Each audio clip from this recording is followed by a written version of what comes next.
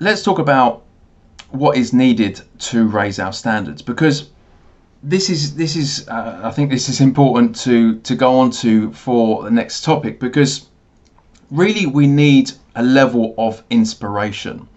When I mentioned before about having our moving from our shoulds, we should change this, into musts, having this level of self-belief, self-determination in ourselves, we need a level of inspiration. This is going to lead us into the second thing, which is mental discipline. Inspiration is having this inspiration to change is the starting point. Mental discipline is the thing that's going to continue us on this journey of change, of raising our standards.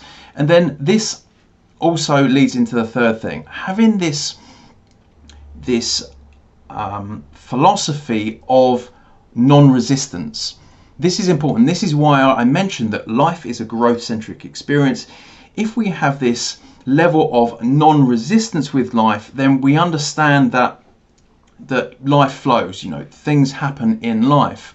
And when we understand it's a growth-centric experience, and having this level of non-resistance, trusting in the outcome, especially if we're on this journey of growth and we're moving in the development of becoming our best self, then we're effectively moving with the current of life. We're not trying to force things. We're not trying to force life into our pictures, clinging to certainty, clinging to control, and effectively not having much of an empowering perspective on life, because we have to understand that, yes, we're on this personal growth journey, that we are living at cause, not just effect, not just being pushed around by life, but we also have to adopt this element of understanding the flow of life, having this level of non-resistance. And this is what empowers us. This is what stops us getting pushed off center every time something might happen.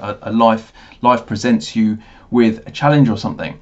But this leads me on to when we're raising our standards and we're moving in the direction of our goals, then I want to talk about how to have anything you want.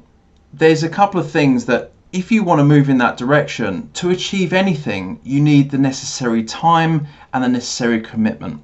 You look at anyone who's achieved anything of significance, they put in the time and they've put in the commitment. And understanding this up front, then we're not deluding ourselves on what is required to get a level of growth, to get a level of change. Having the necessary time and the sustained commitment. But this leads me on to achieving our goals. And I've spoken about this before, that when we are achieving our goals, it's not so much about the goal, but it's the person that we need to become in order to achieve that goal.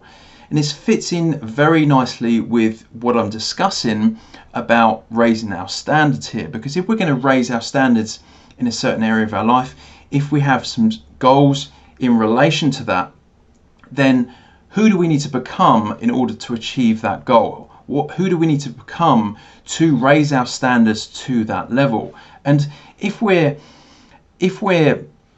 on this journey of raising our standards in that level, it fits in with what I discuss all the time and what I always come back to, and our level of self-image. Our self-image is, when we're creating our best self, what is that? It's our new self-image. And because we act in congruence with our self-image, then ultimately that raising our standards, becoming the person we need to be to achieve that goal, then we're going to create a stronger self-image.